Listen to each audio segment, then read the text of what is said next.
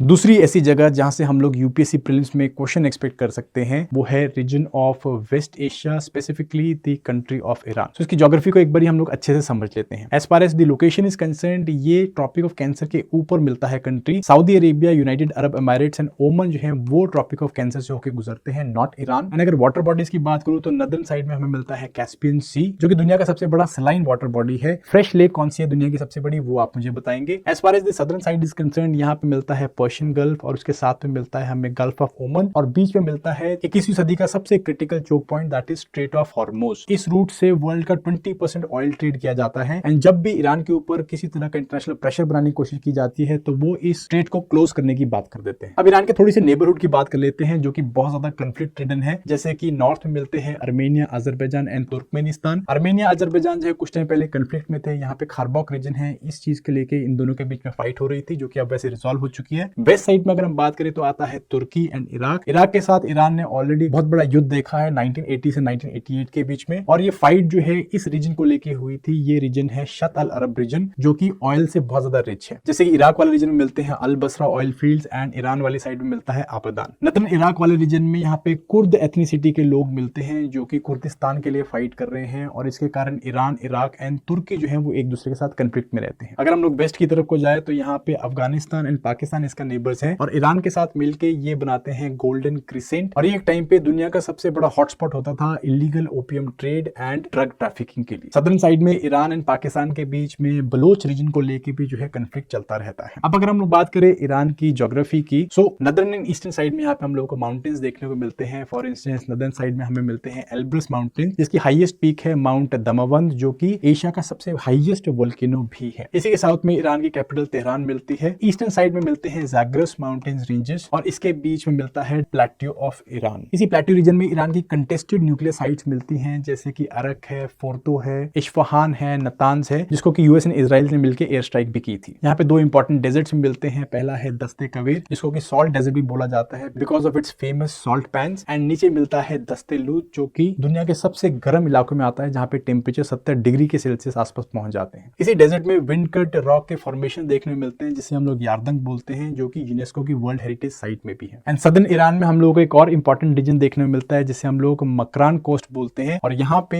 एक important port India develop कर रहा था। This was the Chabahar port, जो कि पाकिस्तान के ग्वाडर पोर्ट से जस्ट 170 किलोमीटर दूर है। इस पोर्ट की इंडिया के लिए इंपॉर्टेंस बहुत ज्यादा है बिकॉज इंडिया इसे as a gateway to Central Asia की तरह देखता है, एंड इसे एक क्रूशियल लिंक बनाने की कोशिश कर रहा था international north south transport corridor के लिए। However recent US sanctions and pressure करके ये पोर्ट की ऑपरेशन जो है अब काफी ज्यादा खतरे में पड़ गए।